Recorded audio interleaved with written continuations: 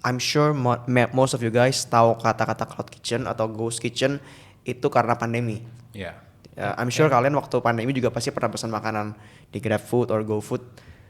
Waktu pandemi itu kemungkinan besar kalian pesan itu dari cloud kitchen. Bukan cuma Nong Rasa ya, ada banyak cloud kitchen waktu itu. Kalau yang tahu gua, emang gue dari kecil tuh suka banget F&B. Gua waktu kuliah udah mikir, oh gue mau bisnis. Toh kalau nggak F&B pun selama ada peluang gue bakal jalanin tetap. Gue ngeliat ada peluang dan kebetulan memang di bidang yang gue passionate banget. Walaupun nggak directly ya, karena gue nggak jual makanan kan, gue jual tempat sebenarnya. Tapi 30 cabang dari 1 ke 2 susah nggak? Nah itu challenge-nya apa yang lu lewati, terus yang susah payahnya itu di mana yang bikin lu kadang-kadang bisa rasa kayak anjrit gue udahlah gue nyerah aja lah.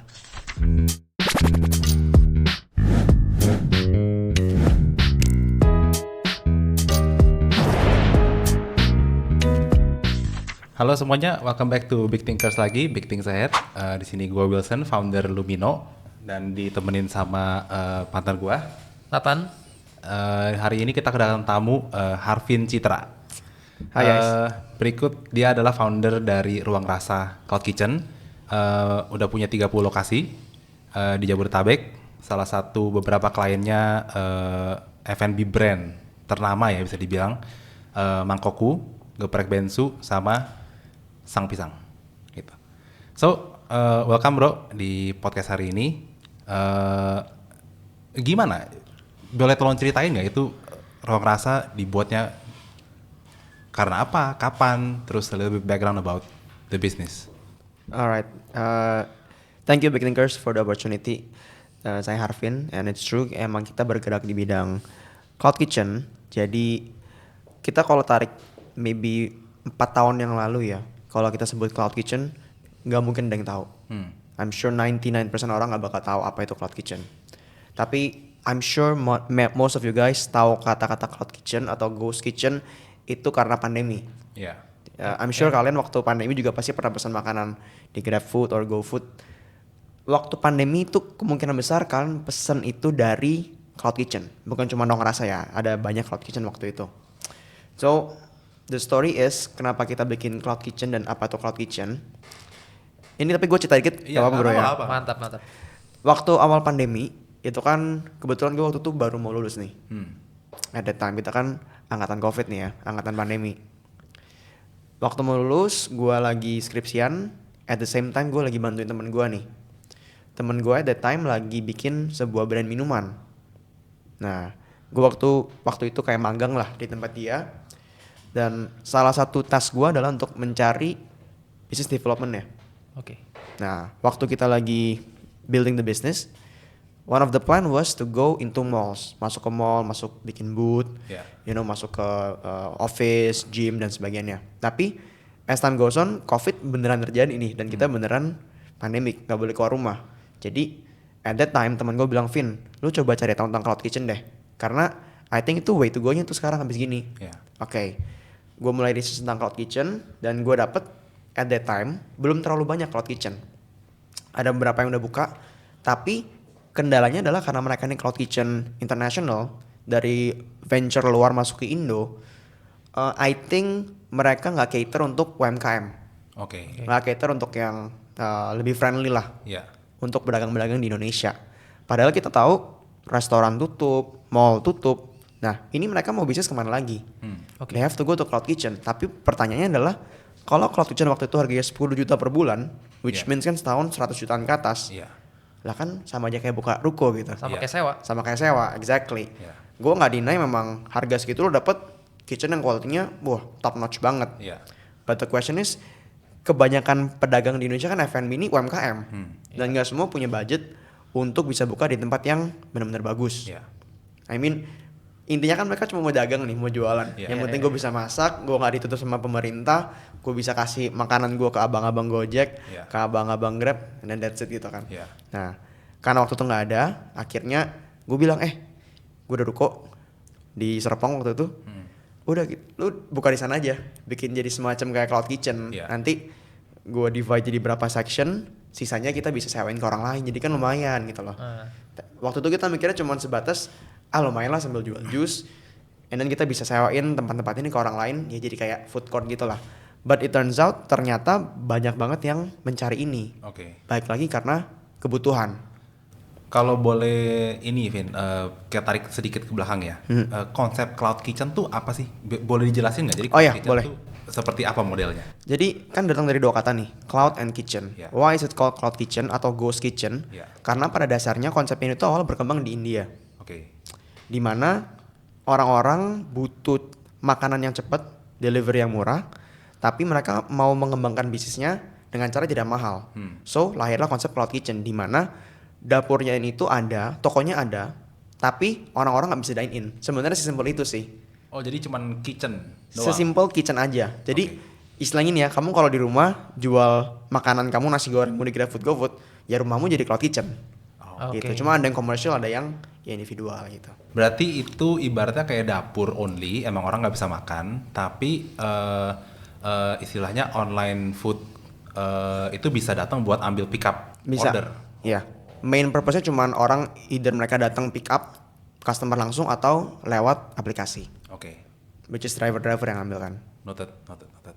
Nah, terus kalau ini karena interesting ya, maksudnya kita mengubah konsep ya dari restoran, karena ya memang yang gue lihat juga nih beriringnya waktu itu orang lebih ada kenyamanan tersendiri lah kalau misalkan bisa memang makan di rumah ya, atau mungkin order out gitu ya. Nah, jadi istilahnya di sini tuh yang gue lihat karena perubahan teknologi dan zaman kan juga makin kenceng ya di sini ya. Apalagi dengan adanya ya baru-baru ini ada TikTok segala macam, itu kan dari sisi promotional dan dari sisi jualan kan juga sebenarnya gampang, walaupun TikTok Shop kan ditutup untuk sementara. Nah tapi itu tidak memang karena kalau dari F&B kan memang nggak jualannya di TikTok ya, jualannya memang di Grab, GoFood lah. GoFood ya kan, Mau stop to-nya itu. Food juga gitu dan lain-lain. Nah di sini menurut gua konsep ini tuh interesting karena istilahnya menggunakan memang sebenarnya menyewa tempat untuk kitchen only, yang dimana biasanya suksesnya itu makan-makanan yang simple ya bro ya. Yes, exactly. Comfort food sih biasanya. Comfort food ya. Berarti yang lebih kayak rice bowl. Iya. Single menu item. Single menu item, single item yang kayak kalau roti jual toast, kalau burger dia jual burgers and hot dogs. Iya. Kalau dia rice bowl ya rata-rata menunya udah rice bowl dengan many types of sauces gitu lah. Iya. Berarti lu jalanin ini berapa tahun? Ini masuk tahun ketiga. Tahun ketiga. Di tahun pertama kalau kita ngomong balik ke secara personal ya bro ya, yang bikin lu mau mulai ini tuh apa? Kayak what drive you? Karena di sini banyak teman-teman di sini juga yang istilahnya banyak orang-orang yang mau mulai jadi entrepreneur. Tapi kan menjadi entrepreneur kan nggak semudah itu, ya kan? Yes. Nah jadi gue pengen tahu, bisa share nggak apa sih yang drive lu untuk mulai cloud kitchen, dan apakah memang lu suka di F&B atau gimana? Please, you share. Kalau yang tahu gua, emang gua dari kecil tuh suka banget F&B. Iya. Emang itu salah satu passion gua. Tapi gua nggak maksa sebenarnya. Gua waktu kuliah udah mikir, oh gua mau bisnis. Toh kalau nggak F&B pun selama ada peluang, gua bakal jalanin tetap. Oke. But thankfully ini ternyata gua waktu dapat opportunity ini, gua ngeliat ada peluang. Yeah. Dan kebetulan memang di bidang yang gua passionate banget. Walaupun nggak directly ya, karena gua nggak jual makanan kan, gua jual tempat sebenarnya. Tapi I get to talk with so many different people, banyak banget pengusaha-pengusaha baik yang gede maupun yang kecil. Kalau tadi kan lu sebutin beberapa klien tuh ya. Yeah. Actually klien gua tuh 90% tuh UMKM. Justru banyaknya di UMKM nih, karena memang mereka yang paling membutuhkan cloud kitchen seperti Ruang Rasa nih. Yeah. Nah, hal yang paling gua kejar, of course waktu itu adalah peluang sih. Karena gua ngelihat window ini tuh nggak bakal datang lagi, in my opinion. Kita tahu perkembangan zaman ya, orang pasti bakal lebih aware soal teknologi, orang lebih cari yang convenient, pesan lewat online. Tapi window 2 tahun kemarin pandemi, itu kan accelerate-nya kan gila banget. Istilah gini lah, bokap gue dulu kalau mau pesen GrabFood selalu nyuruh gue, Vin pesenin martabak, pesenin apa gitu. Pandemi dia udah bisa pesan sendiri gitu. Mau nggak mau belajar. Mau nggak mau kan, dia kepo gitu kan. Tiba-tiba orderan ini masuk, orderan itu masuk. Jadi I see 2 tahun waktu kita pandemi itu emang nge-push banget istilahnya kalau dulu tuh seluruh kuenya dibagi-bagi jadi online, ini ada offline, ini ada pick up. Seluruh kuenya dibagi cuma jadi online atau pick up. Jadi mau nggak mau kan bengkak banget tuh. Ditambah at that time aplikasi-aplikasi ini lagi gencar-gencar ngasih promo kan. So karena gue ngeliat peluang itu, makanya gue bener-bener gas banget, terutama di 2 tahun pertama tuh lah. Itu masa ekspansi kita yang gila-gilaan lah. Waktu lu mulai lu nggak takut gagal? Takut banget sebenarnya. Nah itu gimana lu? Maksudnya apa yang terlintas di otak lu, kegagalan seperti apa yang terlintas di otak lu, terus bagaimana lu merasakannya dan how do you overcome? Wah, takut banget sih bro sebenarnya. Jadi here's the thing, entrepreneur atau pengusaha itu bener enaknya banyak, bener gue nggak deny itulah, banyak privilege yang kita dapetin, banyak advantage, tapi on the other side itu entrepreneur tuh buat gue tuh udah jadi kayak lifestyle. Dalam artian apa? Bukan cuma keren-kerenan ya lifestyle. Dalam artian gue yakin pengusaha pernah ngalamin ini sih, terutama waktu awal ngerintis. Lu tidur aja kadang bisa mimpin kerjaan lo gitu bro. Waktu lo mau tidur mau merem tuh udah kayak oke, kita pikir happy thoughts, mau tidur. Tapi kelintas aja, wah ini problem yang ini gimana kita solve-nya ya? Wah ini kalau yang ini if it went wrong gimana ya? Wah kalau gagal gimana ya? Selalu ada. Tapi bisa mikir pas tidur gitu. Nah betul banget. Jadi itu enak-enak entrepreneur. Ya lu ada time freedom, lu istilahnya captain of your own ship gitu ya. Tapi at the same time lu juga carry all the risk. Karena namanya kan lu pengusaha nih, lu berusaha. Gak ada jaminan lu bakal berhasil. Tidak ada jaminan lu kalau put effort segini banyak dapatnya pasti segitu. Gak ada.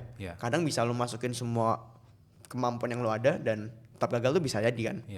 Nah, the way I overcome it adalah gue bersyukur banget gue punya mentor. Gue punya orang-orang yang udah pengalaman dan gue bisa sharing ke mereka. Walaupun nih gue tahu buat mereka nih kayak istilahnya segini doang masa lo takut sih Vin?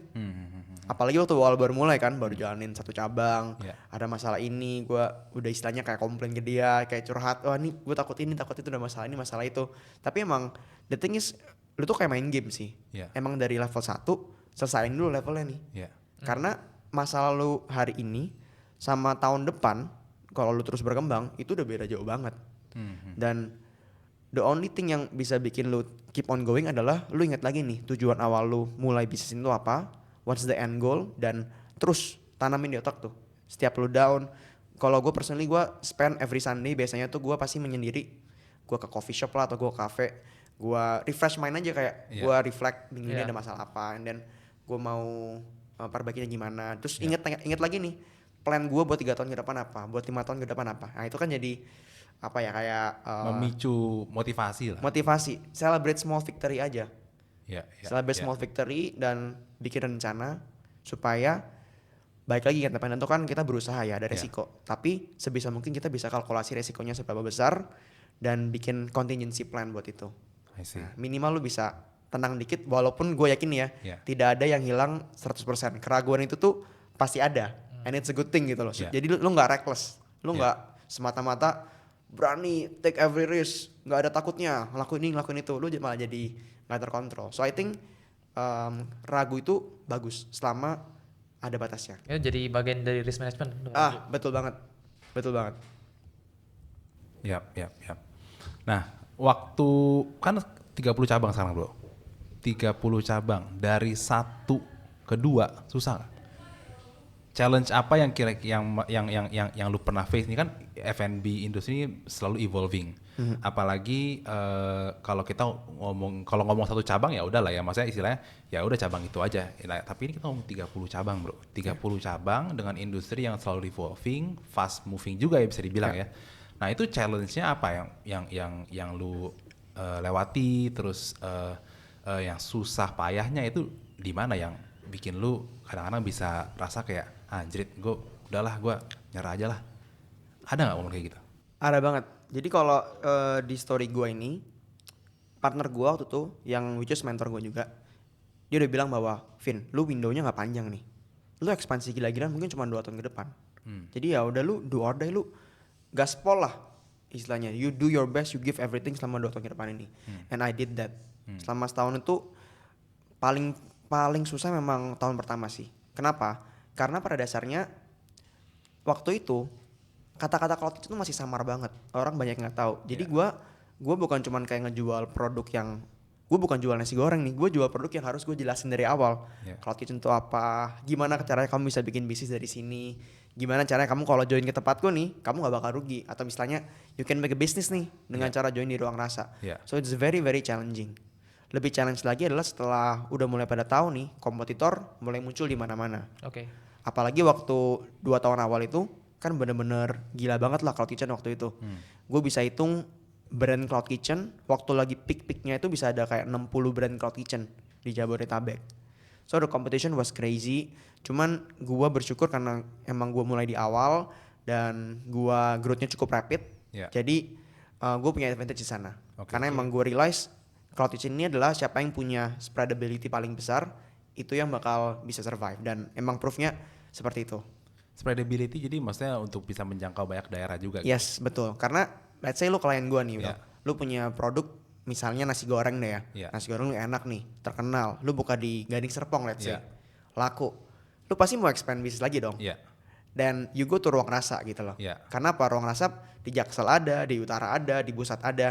Jadi gue realize bahwa siapa yang punya istilahnya spreadability titik paling banyak, itu bakal yang menang. Tapi kan menambah titik ini tuh yang berdarah-darah bro. Ya kan kita harus muter modal, kita harus compete dengan yang lain. Cabang-cabang yang gak terlalu ramai juga kita harus pikirin gimana caranya supaya survive. Jadi very very challenging. Dalam setahun pertama tuh itu gue growing dari 1 ke 12. Dan itu yang paling capek dibandingkan tahun kedua. 1 ke 12 tuh susah minta ampun. Susah banget karena gue mulai dari nol kan. Gue mulai bukan dari ada tim yang established. Gue build timnya dari awal lah, dari scratch. Jadi gue ingat ada hari-hari di mana gue tuh bisa rute. Waktu itu kantor gue di Gading Serpong nih. Karena tim lapangan gue belum terlalu kuat nih, jadi gue masih harus spend time buat ngecekin cabang-cabang baru. Lagi pembangunan dan sebagainya kan. Gue bisa spend tuh nyetir dari Gading Serpong, gue ke Gandaria, ke Jaksel, dan ke Bekasi, dan ke Puri. Pokoknya keliling Jakarta tuh gue waktu itu udah katam banget jadinya. Tapi as time goes on, gue ada orang bisa ngebantuin bangun tim. Jadi 1 ke 12 itu emang 1 ke 10 lah itu paling berat banget. Karena learning cycle-nya dari nol nih. You have to learn about finance dari nol. Lu belajar marketing dari nol lagi. Lu belajar di industri gue kan belajar soal bangunan, soal renovasi, soal infrastructure dari nol lagi. Lu harus belajar juga untuk kontrol human resource dari nol. Sampai akhirnya kan lu bisa bangun tim-tim yang bisa ngejalanin itu secara automate. So the challenge is always about growing sih. Karena kalau lu gak growing, lu gak bakal dapet challenge. Tapi waktu lu growing, ya lu harus nge-push diri sendiri untuk bisa overcome that level lah. Sampai akhirnya lu bisa bangun sistem, lu bisa bangun structure, lu bisa bangun orang. End goalnya selalu di sana. Ya. Berarti kalau misalnya gue bisa rangkum dari pembicaraan kita dari awal itu ibarat bikin bisnis atau being an entrepreneur itu seperti main game ya bro. Jadi kayak ada levelnya, level 1, 2, 3. Ya lu harus kelarin dulu level 1-nya, level 2-nya baru. Ya lu kalau gak kelarin level 1, nggak bisa ke level 2 nggak bisa istilahnya. Dan kalau dari sisi growth-nya ya lu harus mau nggak mau udah harus lu push diri sendiri gitu ya, karena ya being an entrepreneur itu ya solely dari lu sendiri ya betul gitu ya. Dan emang harus step by step Will. Lu nggak bisa lu baru level 1 nih lu lompat ke level 99 gitu lu langsung mati kan pasti. Nggak bisa, emang ada stepnya. It's about proses sih. That's why gue bilang di awal emang entrepreneur tuh lifestyle. Lu harus menghidupinnya itu karena everyday ada challenge baru, ada tantangan baru, ada goal baru. But you become better every day. Oke. So kita tutup dulu segmen pertama. We'll be back in the second segment.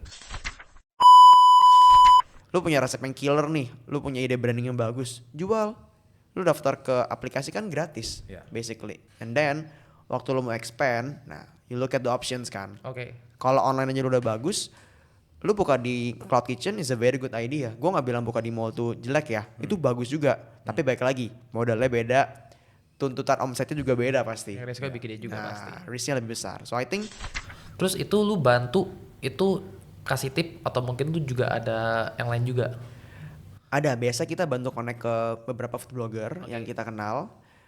Kita juga dulu sempat bikin aktivasi-aktivasi kayak photoshoot produk lah atau review rame-rame lah.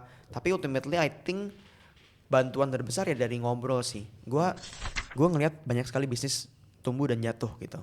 Dan yang gue pelajarin adalah it's okay to fail. Yeah. Ada beberapa klien-klien gue nih yang dia awalnya masuk jual nasi goreng, Yeah. tutup. Terus dia masuk lagi bikin ayam goreng, tutup. Sekarang dia bikin Mexican food, rame gitu. Jadi orangnya sama nih. So you have to start somewhere kan.